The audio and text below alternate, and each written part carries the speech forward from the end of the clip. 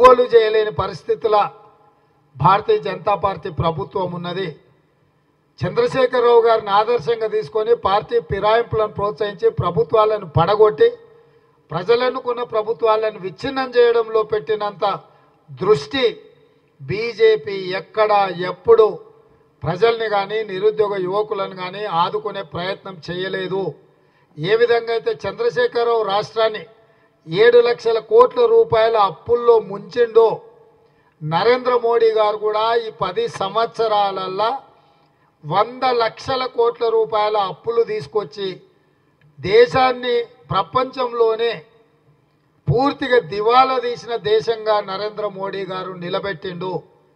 కేసీఆర్ 7 లక్షల కోట్ల రూపాయల అప్పులు తీసుకొస్తే 10 సంవత్సరాలల్లో భారత ప్రధానమంత్రి నరేంద్ర మోడీ గారు 100 లక్షల కోట్ల రూపాయల అప్పు తీసుకొచ్చిండు.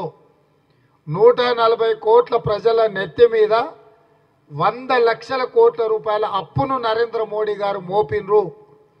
ఎక్కడ కూడా నరేంద్ర మోడీ గారు ఇచ్చిన మాట నిలబెట్టుకోలేదు.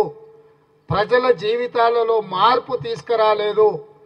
మూడోసారి మళ్ళీ తమ పార్టీని గెలిపించడానికి విద్వేషాలను రెచ్చగొట్టడం ద్వారా అధికారాన్ని నిలబెట్టుకోవాలనే ప్రయత్నం చేస్తున్నాడు. ఇట్లాంటి పరిస్థితులలో మీరు మణిపూర్లో జరిగిన సంఘటనలు చూసినారు. లక్షలాది మంది నిరాశ్రయులైనరు, వేలాది మంది హత్యకు గురైనరు, వేలాది కోట్ల రూపాయల ఆస్తులు విధ్వంసం అయితే కనీసం మణిపూర్ పర్యటనకు ప్రధానమంత్రి వెళ్ళలేదు. అందుకే ఈరోజు భారత్ జోడో న్యాయ యాత్ర ద్వారా మణిపూర్ నుంచి మహారాష్ట్ర వరకు రాహుల్ గాంధీ గారు పాదయాత్ర చేపడుతున్నారు. సర్వం ఈ దేశం కోసం త్యాగం చేసిన కుటుంబము గాంధీ కుటుంబము. శ్రీమతి ఇందిరాగాంధీ గారు, శ్రీ రాజీవ్ గాంధీ గారు దేశం కోసం ప్రాణాలు అర్పించి అమరులైనరు.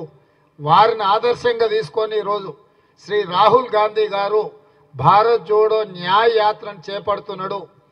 రాహుల్ గాంధీ గారి లాంటి నాయకుడు ఈ దేశానికి ప్రధానమంత్రిగా అవసరం ఉన్నది.